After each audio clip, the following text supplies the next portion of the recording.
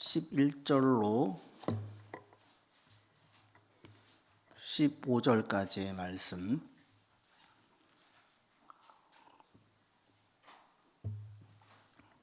한 절씩 교독합니다. 무리가 바울이 한 일을 보고 루가오니아 방언으로 소리질러 이르되 신들이 사람의 형상으로 우리 가운데 내려오셨다 하여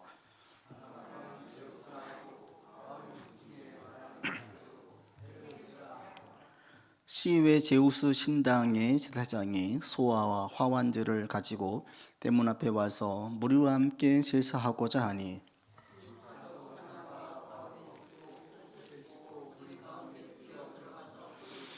같이 합니다. 이르되 여러분이여 어찌하여 이러한 일을 하느냐. 우리도 여러분과 같은 성정을 가진 사람이라.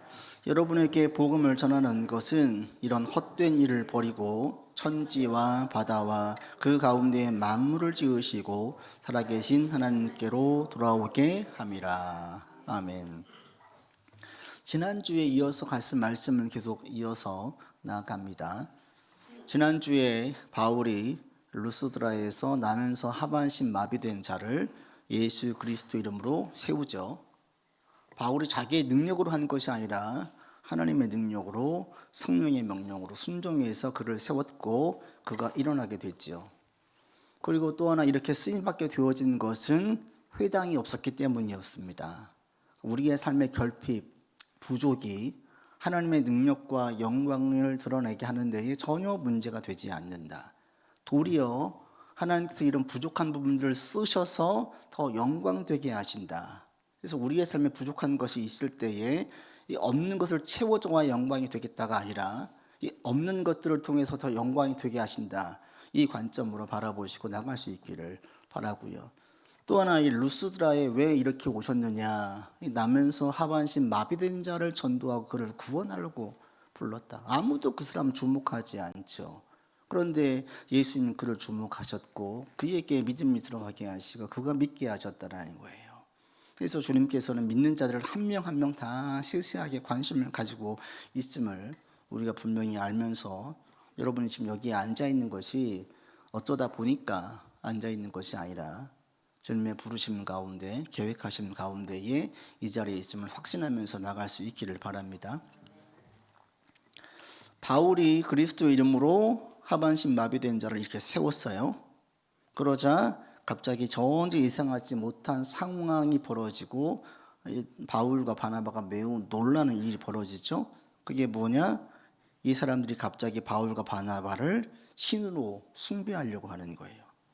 이 루스드라 지역에서는 제우스와 헤르메스를 숭배하는 그런 도시였는데, 그래서 거기에 제사장도 있어서 제우스 산당의 제사장 중심으로 그들이 제우스와 헤르메스를 섬겼는데 갑자기 바울과 바나바를 향해서 이렇게 신으로 명명하는 거죠. 왜? 아무도 할 수 없는 그 일을 했기 때문에 지금 신이 임한 거다. 신이 내려왔다. 그래서 명령을 했던 바울에게는 헤르메스라고 명하고 관장하고 있는 것처럼 보이는 바나바는 제우스 신이라고 얘기하면서 그들을 추앙하는 거예요. 근데 그냥 즉흥적으로 하는 것이 아니라 제사장, 제우스 산당의 제사장 중심으로 소를 가지고 오고 화환을 준비해 가지고 그들을 숭배하려고 하는 거예요. 이런 예기치 못한 상황이 벌어지는 거죠. 이 상황을 딱 보면 여러분 어떤 생각이 듭니까? 참 이 사람들 무식하다, 배우지 못했다, 어떻게 이렇게 어리석나, 이렇게 볼 수도 있지요. 그런데 그렇지가 않아요. 오늘날 현대인에겐 이런 모습이 없을까요? 뭐 다른 세계 볼 것 없이 우리 대한민국만 봐도 이런 일들이 곳곳에서 있어요. 뭐 얼마 전에 터졌던 그 통일교회의 문제, 하나님의 교회로 하는 그 안상홍 증인회, 그리고 뭐 정명 JMS 많은 이단들 보십시오. 거의 그들을 신처럼 숭배해요, 숭배. 우리가 볼 때는 터무니없고 어이없어 보이는 그 일들이 오늘 현대 사회에서 곳곳에 벌어지고 있어요. 작년 넷플릭스에서 방영했던 나는 신이다 라는 프로에 보면 JMS에 빠졌던 사람들이 나오죠. 그 정명석이 1980년 서대문구 신촌동의 대학생 4명을 전도해서 그들을 중심으로 이렇게 교세가 확 퍼져요. 근데 왜 이렇게 됐느냐? 그 대학생 4명이 스카이 대학 학생들이었던 거예요. 그 가장 우리나라에서 제일 똑똑한, 제일 들어가기 어려운 대학교 학생들이 그를 거의 신처럼 떠받들고 있으니까 저렇게 똑똑한 사람들도 저를 추앙하고 있는데 그것 때문에 이게 가교가 되어가지고 많은 사람들이 거기에 같이 갔어요. 나중에 이제 물어보죠. 거기에 있는 사람 인터뷰하는데 왜 당신은 어떻게 해서 그렇게 그를 그렇게 떠받듭니까? 얘기하니까 뭐라고 얘기해요? 다음날 일기예보를 맞추더라는 거예요. 다음날 날이 어떨지 맞추더라는 거예요. 다음 대통령이 누가 될지를 예언했는데 그대로 되더라는 거예요. 이게 이루어지는데 어떻게 안 믿습니까? 이렇게 얘기를 해요.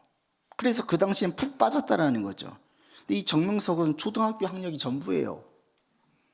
1974년도에 통일교에 입단해가지고 4년 거기에 있다가 탈퇴했어요. 그리고 80년에 자기가 종교를 만들어요. 그리고 어떻게 하느냐? 사람들에게 자기가 남들과 다르다는 것들을 계속 어필하는 거예요. 그러면 사람들은 넘어온다. 제가 볼 때는 통일교에서 배운 거예요. 자기가 그렇게 작전을 짜서 나가는 거예요.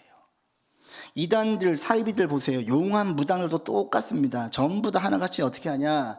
자기에게 있는 신비한 능력을 보여줘요. 내가 신비한 능력이 있는 사람이라는 것을 자꾸 알려주고 각인시켜줘요. 너희들과 다르다. 연기든 연출이든 사기를 치든 속임수든 여하튼 이런 것들을 알려주고 각인시켰을 때에 사람들이 숭배한다는 사실을 안 거예요. 사람들은 뛰어난 누군가를 볼 때에는 숭배하는 사람들이 곳곳에서 생겨납니다.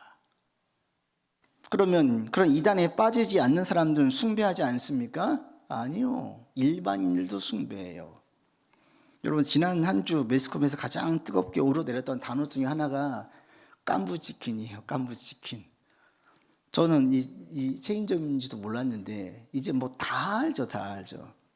왜 이게 유명해졌어요? 네, 젠슨 황과 우리나라 유명한 대기업 회장 둘이 3명이 앉아가지고 치킨을 먹었던 거죠. 그날 치킨집에 있는 사람 다 공짜로 먹었잖아요. 언제 대기업 회장한테 대접받아 보겠어요? 대접받았어요.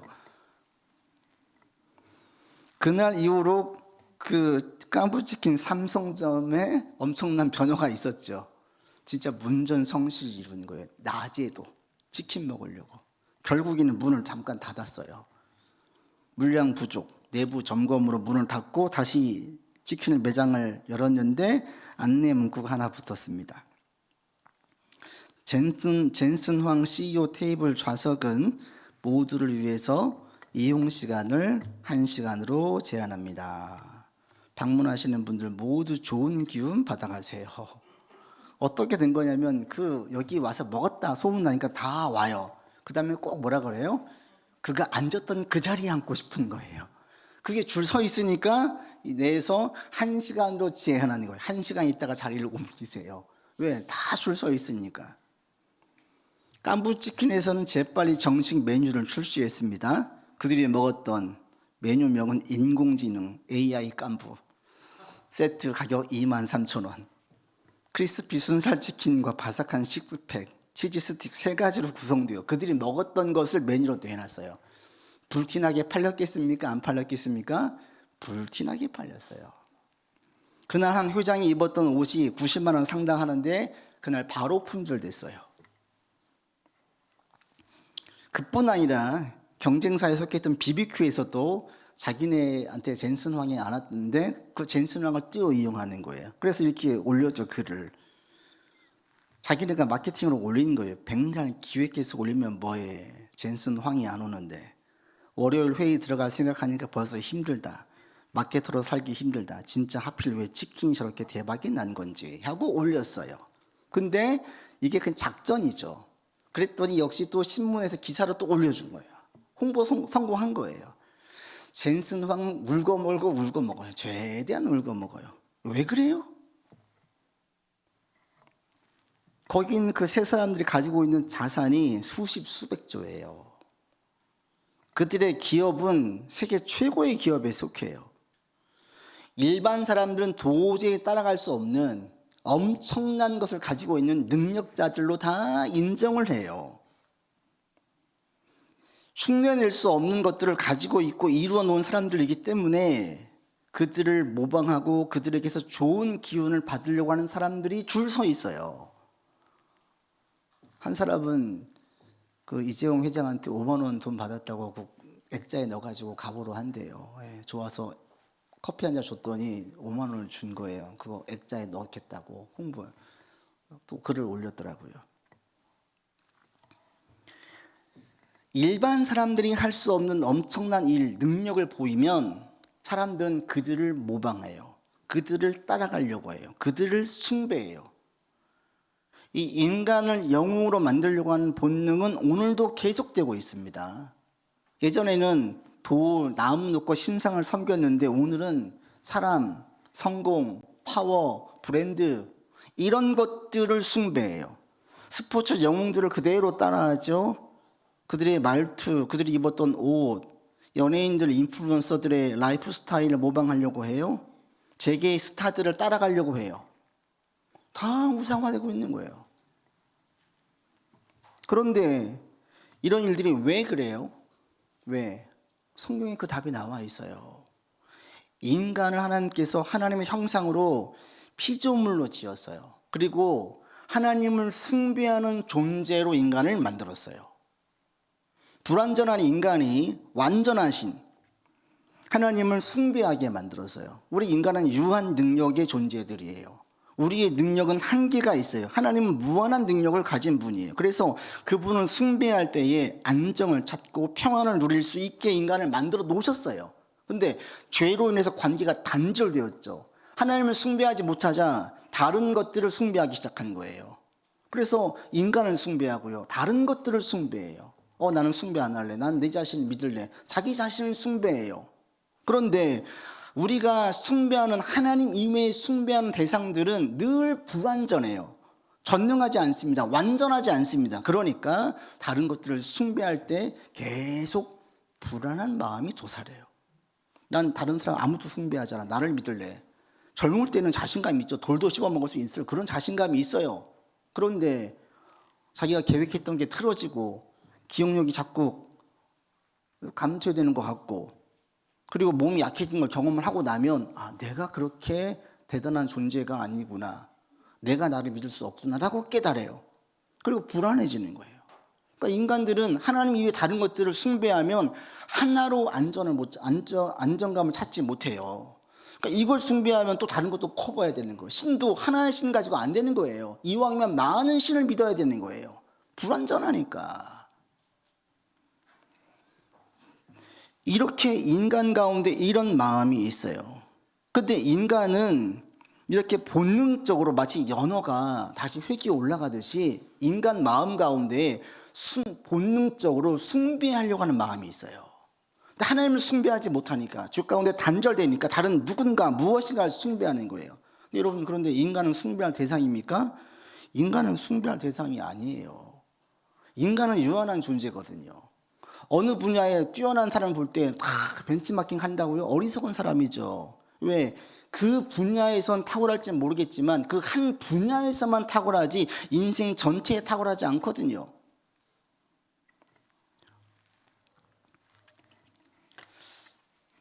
어제 그 전영자 여사님이 세상을 떠났어요. 누군지 아세요? 전영자 72세의 나이로 어제 신문에 올라왔어요. 누구냐면 평범한 가정주부예요. 그런데 이분의 남편이 누구냐? 이외수 작가예요. 이제 그게 이전에 나왔었죠. 이분이 이제 이혼하려고 했는데 남편이 이혼 안 된다고 하니까 조로를 했어요. 그랬다가 이외수 작가가 뇌졸중으로 쓰러지니까 다시 남편을 간병해서 남편이 세상을 떠나갈 때까지 끝까지 책임을 졌어요. 근데 그 전에 건강할 때 두 분들 삶을 나왔었잖아요. 남편은 그냥 틀어박혀서 매일 글 쓰고 있고 아내가 쌀 구하러 다니는 거예요. 생활은 아내가 책임졌어요. 내가 어쩌다가. 그러면서도 이제 끝까지 책임지는 거예요. 사람들은 이회수 작가가 대단하고 생각을 하지만 그런 것들을 통하여서 이 부인의 위대함을 알게 되어서 평범한 주부에 불과한데 어제 기사화됐더라고요. 왜? 아니까. 이회수 작가가 있기까지 아내가 얼마나 많은 노고를 했는지 아니까. 그 작가로서 그분의 그 탁월한 글들과 책들이 많이 있지만 그러기 위해서 아내가 얼마나 많은 부분을 서포트해 줬는지를 아니까. 아내가 없으면 그렇게 안 나오는 거예요. 어떤 분야에 탁월하다고 해서 전체가 탁월한 게 아니에요. 딱 한 분야, 어느 일부만 타고나고 나머지는 다 비슷해요. 이게 인간이에요. 그러니까 어느 인간을 절대로 숭배한다? 어리석은 자죠. 인간은 숭배할 대상이 아니거든요. 숭배할 존재가 아니에요. 우리가 온전히 숭배할 분은 누굽니까? 하나님이에요, 하나님. 하나님만이 우리가 훌륭히 여기고 우러러서 공경할 대상이지 그 이외의 어떤 누구도 그 무엇도 하나님보다 또는 하나님처럼 숭배하거나 따라서는 큰일 납니다. 만약 누군가가 나한테 나를 믿어 라고 얘기할 때 여러분이 100% 믿는다면 큰 코 다칠 수 있습니다. 그 사람의 말은 진정성이 있어요. 진실되게 얘기를 했어요. 그러나 그 사람은 유한 존재예요. 전지전능한 존재가 아니에요. 그러니까 마음은 원하는데 삶이 안 되거나 문제가 생기거나 그러면 그 약속은 못 지킬 수 있어요. 이게 인간이에요. 이런 것들을 이해하고 사람을 대해야지 누군가를 철석같이 완전히 믿는다면 엄청 실망을 해요. 여러분 혹시 사람 때문에 너무 실망해 보셨습니까? 그러면 자기를 한번 점검해 보세요. 내가 혹시 누군가를 하나님만큼 신뢰했던 것은 아닌가? 그러면 실망이 커요. 그런데 그도 나와 같은 인간이라는 것을 이해하면 그렇게 실망하진 않아요. 상처가 그렇게 크진 않아요. 왜 크냐면 하나님처럼 생각하니까 그런 거예요. 하나님 이외에 어떤 인간도 하나님처럼 숭배할 대상이 아닙니다. 여러분 이 사실을 먼저 분명하게 알기를 바라요. 성경에서 이것을 인생의 쓴맛을 보면서 서늘하게 경험한 사람이 있어요. 요셉이에요. 요셉. 아버지를 숭배했어요. 보디발 장군을 숭배했어요. 다 깼죠. 인생의 쓴맛을 봐요. 그들이 가장 필요할 때 도움을 주지는 못해요. 배신한 게 아니라 아버지가 여전히 자기를 사랑하지만 아버지의 능력이 자기한테 미치지 못하는 거예요. 노예로 팔려갈 때 아무것도 아버지는 해준 게 없어요. 보디발 장군에게 충성했는데 결국은 팔을 안으로 굽는다고 자기 아내만을 믿는 거예요. 그 충성이 배신을 당하죠. 요셉은 그런 쓴맛을 보면서 나중에 바로 왕 앞에 섰을 때에 왕을 경배하지 않아요. 하나님이 첫 번째예요. 그 다음 왕이었어요. 총리직은 그 다음이었죠. 하나님이 먼저 했어요. 이게 인생을 통해서 많은 쓴맛을 보면서 경험했던 요셉의 교훈이었어요. 우리는 그런 걸 경험하지 않고 우리가 교훈 삼으면 얼마나 지혜롭습니까? 인간은 숭배할 존재가 아니에요. 오직 하나님만 경배하고 숭배하고 전적으로 믿고 따를 대상입니다. 이 사실을 여러분은 분명하게 확고하게 확신하시기를 바랍니다. 이렇게 통해서 자기 점검의 기회로 삼으시고 나가셔야 되지, 사람들을 숭배하려고 나가면 반드시 실망하고 어려움을 겪게 되어져요. 근데 지금 이들의 모습은 이들의 제한되어진 이때 어리석은 자들의 모습이 아니라 오늘날 현대인들도 똑같이 하고 있다. 똑같이. 오히려 지금 우리 주변에는요, 우상화할 것들이 훨씬 더 많아졌어요. 그래서 우리가 하나님을 숭배하지 않으면 우리의 마음은 자연스럽게 다른 무엇인가, 다른 누군가를 숭배하게 되어져 있습니다. 그래서 우리가 힘써서 하나님을 숭배하고 경배할 이유가 여기에 있어요. 여러분 하나님을 숭배하지 않잖아요. 하나님을 경배하지 않잖아요. 다른 누군가를 숭배해요. 다른 무엇인가를 절대로 의지해요. 그게 하나님이 되는 거예요. 그런데 그것은 늘 불완전하죠. 늘 불안함만 이야기시키는 거예요. 이 시간 다시 한번 여러분 오직 하나님만 숭배하고 경배하는 이 시간 여러분 되기를 바랍니다. 이것을 분명히 알고 있던 바울과 바나바는 이들의 행동에 깜짝 놀라죠. 그래, 니들이 모르니까 그렇지. 이해하거나 여유 있게 대하지 않아요. 그들이 지금 소를 가지고 화환을 준비해 오는데 그 속으로 들어가요. 뛰어 들어가가지고 자기 옷을 찢어요. 이 옷을 찢는다는 것은 참남한 행동을 볼 때 나오는 행위거든요. 절대 해서는 안 되는 행동이 벌어지고 있을 때에 보이는 행동이에요. 옷을 찢으면서 강하게 거부하는 거죠. 이건 안 된다라는 거예요. 안 된다. 왜? 우리는 우리의 능력으로 이 사람이 일어난 것이 아니라 하나님의 능력으로 일어난 것이지, 우리는 쓰임받은 일꾼에 불과하지 우리가 한 게 아니다.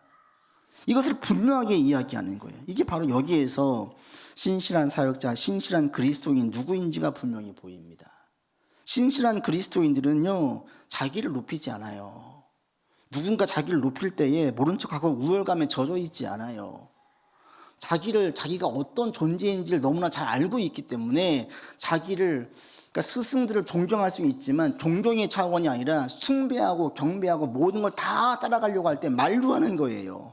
이게 신실한 그리스도인 특징이에요. 신실한 줄 알았더니 어떤 그리스도인이 변질을 되었어요. 지금 모든 이단을 다 똑같습니다. 변질의 시작이 어디서 나오느냐? 여기서 나와요. 하나님께 영광을 돌려야 될 그 상황들을 자신이 대신 취하면서부터 신앙이 변질되기 시작해요. 내 안에 그래 내가 니들보다 좀 낫잖아. 내가 좀 우월감에 빠져 있게 되어져요. 이럴 때부터 신앙이 변질되어지는 거예요.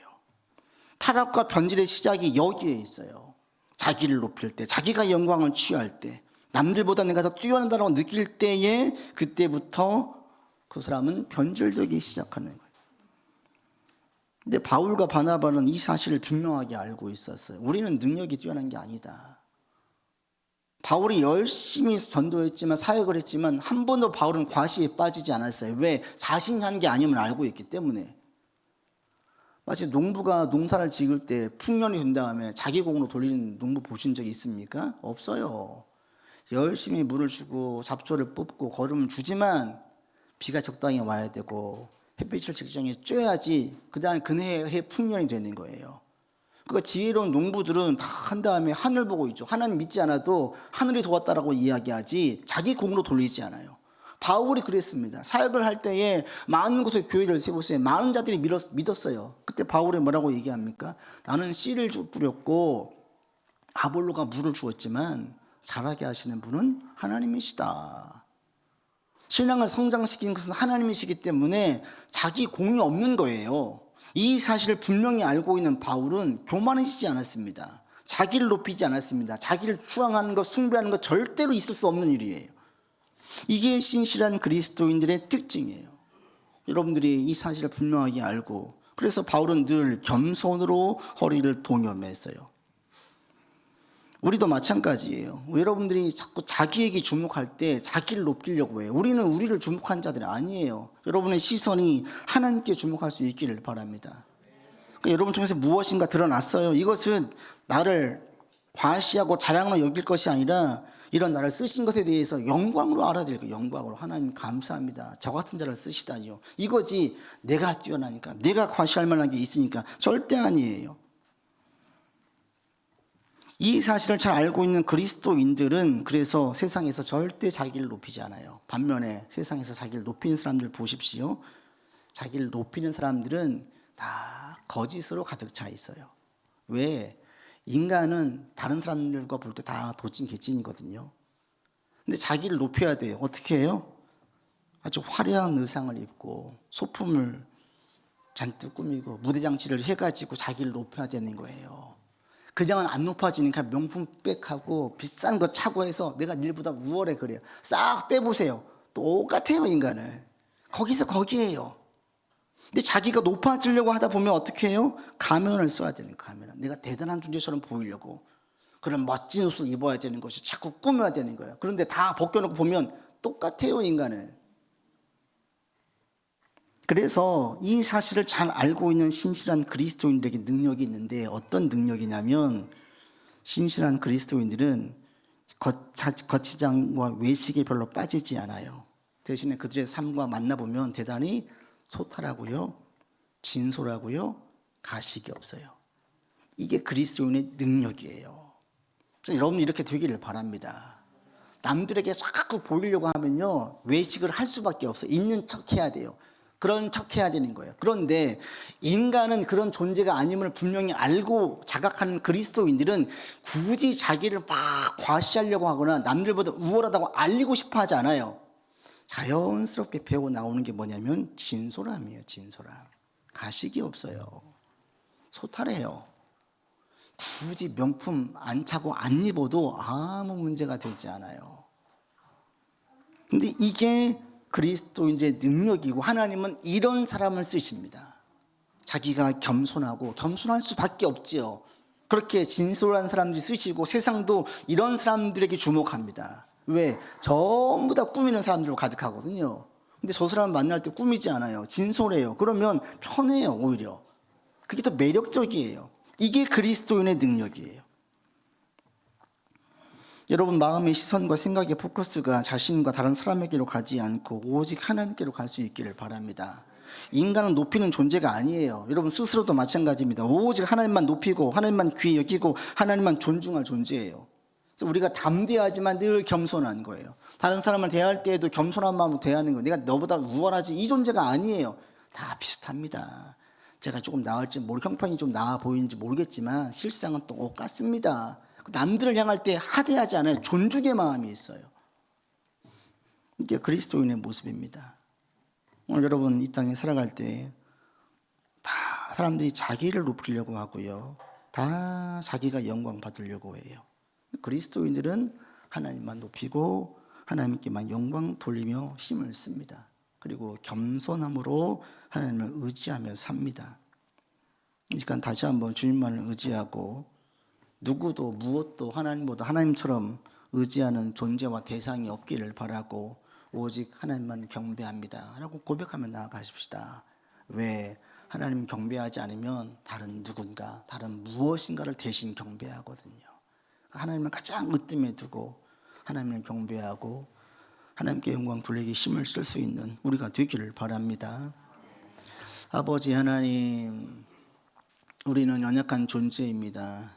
모든 인간들은 누군가 무엇인가를 숭배하고 경배하려는 본능이 있습니다. 하나님께서 우리 인간을 그렇게 지었습니다. 우리는 유한 존재인 인간을 숭배하지 않고 오직 하나님만 숭배하고 경배하기를 원합니다. 하나님을 숭배하고 경배할 때 참된 안정과 안식과 평안을 누리고 우리의 삶을 이끌어 가신 주님의 능력을 보게 될 것입니다. 아버지, 계속 주님만 경배하고 주님만 높이고 주님을 가장 크게 의식하는 우리 되게 하여 주시옵소서. 우리 구주 예수 그리스도 이름으로 기도드립니다. 아멘.